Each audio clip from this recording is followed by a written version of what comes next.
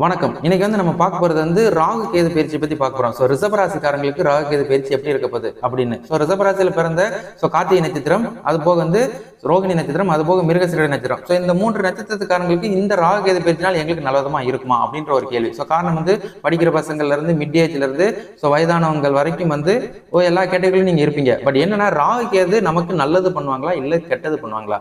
அதுதான் கடந்த 1.5 வருஷம் எப்படியோ போயிடுச்சு. பட் இந்த 1.5 வருஷம் எங்களுக்கு சாதகமா இருக்குமா அப்படின்ற ஒரு கியூரியாசிட்டி இந்த ஜோதிட சாஸ்திரங்களை ஃபாலோ பண்றவங்களுக்கு. அப்ப ஜோதிட சாஸ்திரங்கள் ஃபாலோ பண்ற ரிஷப ராசிக்காரங்களா இருக்கிறீங்கன்னா நீங்க 40 வயசுக்குள்ள நீங்க இருக்கிறீங்க அப்படின்னா மினிமம் ராகு தசை ஓடிக்கிட்டு இருக்கும். அது யாரு? கார்த்திகை நட்சத்திரக்காரங்களுக்கு. அதே நீங்க ஒரு 35 33க்குள்ள இருக்கிறீங்க அப்படின்னா அது ரோஹிணி நட்சத்திரக்காரங்களுக்கு ராகு தசை ஓடிக்கிட்டு இருக்கும். ஒருவேளை நீங்க மிருகசீரிட நட்சத்திரத்துல இருக்கிறீங்க அப்படின்னா மிருகசீரிட நட்சத்திரத்துக்காரங்க அது ஒரு 25 வயசுக்குள்ள இருக்கிறீங்கன்னா அவங்களுக்கு ராகு தசைவே ஓடி இருக்கும். அப்ப இந்த 3 பேருக்கும் இந்த கேட்டகரியில ராகு தசை ஓடி இருக்கும். அதுக்கப்புறம் உங்களுக்கு அதர் ஏஜ்ல உள்ளவங்க ஆஃப்டர் 25க்கு மேல 35க்கு மேல 40க்கு மேல இருக்கிற எல்லாத்துக்குமே குருவே தசை நடத்திருப்பாரு. இதுதான் ஒரு பெஸ்ட். ஜனன ஜாதகத்துல குரு தசை நடத்துறாரு. அப்ப குரு தசை நடத்தும் போது இந்த ராகு கேது பயிற்சி நல்ல விதமா இருக்குமான்னு கேட்டா ரிஷபராசிக்காரங்களுக்கு தொழில் தானத்துல ராகு உட்காராரு. இப்ப ராசிக்கு 10ல ராகு. அப்ப இதுக்கு முன்னாடி லாபாதிபதி ஸ்தானத்துல இருந்து சுப மற்றும் அசுப பலன்களை வழங்கி இருந்த ராகு பகவான் இப்ப 10ல தொழில் தானத்துல வந்திருக்காரு. தொழில் தானத்துல வந்திருக்கிறார் அப்படின்னாலே ஆட்டம் காட்டிருமே, ராகு நமக்கு டிகுவாலிஃபிகேஷன் பண்ணிடுறாரு அப்படின்ற ஒரு வருத்தம் உங்களுக்கு இருக்கலாம். அப்ப இந்த 25 26 இந்த 1.5 வருஷம் ராகு தொழில் தானத்துல உட்கார்ந்து இருக்கிறது ஒரு சிறப்பு தான். யார் அப்படின்னா அவர் கும்ப வீட்டுல அவர் உட்கார போறாரு. அப்ப கும்ப வீட்டுல உட்கார்ற ரிஷப ராசிக்காரங்களுக்கு தொழில் தானமா இருக்கிறதுனால தொழில் நிமித்தமான விஷயங்கள். இது வரைக்கும் தொழிலே இல்லைனே, ஒரு வருஷம் வேலைக்கு போல, வேலை கிடைக்குமா, வேலைக்கு போகணும் அப்படின்னா அடுத்த ஒரு 1.5 வருஷத்துக்கு தொழில நல்ல விதமா வேலை செய்வதற்குரிய உங்களோட நாலேஜ் இம்ப்ரூவ்மெண்ட் பண்றதுக்குரிய அம்சத்துல அவர் ஏற்படுத்துவார். அதுபோக தொழில் பண்ணிக்கிட்டு இருக்கிறவங்களுக்கு ஆல்ரெடி தொழில் பண்ணிக்கிட்டு இருக்கிற இன்னமும் ஃப்ளோவில் போகுமா அப்படின்ற ஒரு கேள்விக்கு அதுவும் உங்களுக்கு ஃப்ளோவில் போகிறதுக்குரிய அம்சத்தை இவர் ஏற்படுத்தார். ஆல்ரெடி தொழிலெல்லாம் ஸ்டார்ட் பண்ணி கிடப்பிலே கிடக்குது, மறுபடியும் அதை ரீஆக்ட் பண்ண முடியுமா அப்படின்ற ஒரு கேள்வி இருக்கிறவங்களுக்கும் தொழில் சார்ந்த விஷயங்கள் உங்களுக்கும் இம்ப்ரூவ்மெண்ட் ஆகும். அப்போ ராகு உங்களோட தொழில் தானத்தை பார்க்கறதுனால அப்போ நீங்க இதுக்கப்புறம் யாரையும் நம்பி வேலை செய்யக்கூடாது, யாருக்காகவும் கிராந்தம் பண்ணக்கூடாது. நான் என்கிட்ட நாலேஜ் இருக்குது, நீ பணம் போடு, உனக்காண்டி நான் செஞ்சு கொடுக்குறேன்னு சொன்னாலும் எப்படி செஞ்சாலும் நீங்க மாட்டிக்கிறீங்க. இல்ல நீங்க நாலேஜபிளான பர்சனா இருக்கிறீங்க, உங்களுக்கு வேற யாராவது ராசிக்காரங்க ரிஷப ராசியை தவிர்த்து மற்ற ராசிக்காரங்களாம் என்கிட்ட பணம் இருக்குது, நீங்க எனக்கு செஞ்சு கொடுங்க அப்படின்னாலும் அதுலயும் போய் மாட்டிக்கிறாங்க. போனீங்கன்னா மாட்டிக்கிறீங்க. ஏன் அப்படின்னா ராகு தொழில் தானத்துல உங்களை இண்டிவிஜுவலா செயல்படுத்த வைப்பாரு. அந்த இண்டிவிஜுவல் நீங்க அடுத்தவங்களை நம்பி அடுத்தவங்க உங்களை நம்பி அப்படிங்கும்போது கொஞ்சம் கொலாப்ஸ் ஆக்கிடுவார். அதுதான் எப்படின்னா தனித்துவமா நீங்க இருக்கும் பட்சத்தில் இந்த ராகு அடுத்த 1.5 வருஷம் உங்களை தனிச்சு ஒரு ஸ்கோர் பண்ண பாரு. இப்போ நம்மளே இந்த சோசியல் மீடியாலாம் பார்க்குறோம், சோசியல் மீடியா இருக்கட்டும். இதுலலாம் திடீர்னாப்புல போன வருஷம் தான் அவங்களை பார்த்து இந்த வருஷம் டப்புன்னு மேலே ஏறி வந்திருக்கா அப்படின்ற ஒரு கூற்றை இந்த ராகு ஏற்படுத்தாரு. அப்போ நாங்கள் தொழில் செஞ்சுக்கிட்டு இருக்கிறோம், தொழில்னா வேற கம்பெனியில் வேலை செஞ்சுருக்கோம், அந்த மாதிரி நிமிஷம்லாம் எங்களுக்கு ஓகே அப்படிங்கட்டா. இது வரைக்கும் தொழிலில் சரியான ஒரு இது இல்லாமல் ஒரு ஆக்டிவ் இல்லாமல் இருந்துக்கலாம். இதுக்கப்புறம் நீங்கள் பிரெயினியாக வேலை செய்யக்கூடிய அம்சத்தை இவர் ஏற்படுத்தார். இதுக்கப்புறம் இண்டிவிஜுவல்னா நீங்கள் தனித்துவம் காட்டுவதற்குரிய அம்சம், அதனால போஸ்டிங் ப்ரொமோஷன் ஏறுவதற்குரிய அம்சங்கள்லாம் உங்களுக்கு இருக்கு. அப்போ இது உங்களுக்கு பாசிட்டிவ் ஆடிங்கட்டா ராகு தொழில் தானத்தில் நிற்கிறது. நீங்க சிறு தொழில் செஞ்சாலும் சரி, பெரு தொழில் செஞ்சாலும் சரி, இல்ல வியாபார நிமித்தமா நீங்க சில விஷயங்கள் இம்போர்ட் எக்ஸ்போர்ட் பண்றது, வெளிநாட்டுக்கு முயற்சிகள் பண்றது, வெளிநாட்டுல இருந்து மறுபடியும் உள்நாட்டுக்கு வருது, இந்த மாதிரி விஷயத்துல உங்களுக்கு சாதகமாக இவர் ஏற்படுத்துவார்.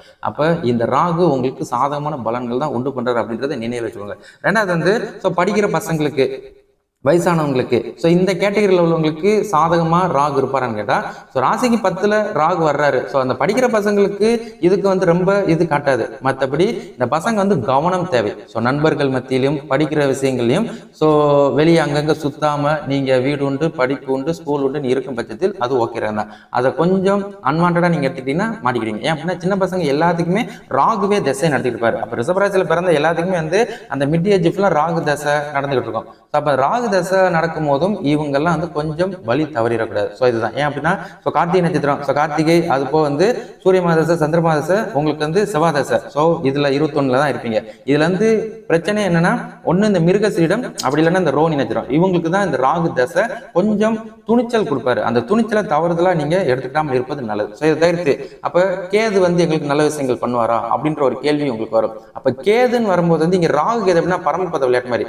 கேது ராசிக்கு இது வரைக்கும் 5ல பூர்வீக ஸ்தானத்துல புத்திரஸ்தானத்துல இருந்தவர் இப்ப ராசிக்கு 4ல சுகஸ்தானத்துல உட்கார போறாரு. அப்ப சுகஸ்தானத்துல உட்கார்ற இந்த கேது பகவான் நமக்கு நல் வாய்ப்புகளை ஏற்படுத்துவாரா அப்படிங்கிட்ட ரிஷபராசிக்காரங்களுக்கு சுகஸ்தானம் அப்படின்னாலே உடல் ஆரோக்கியம்.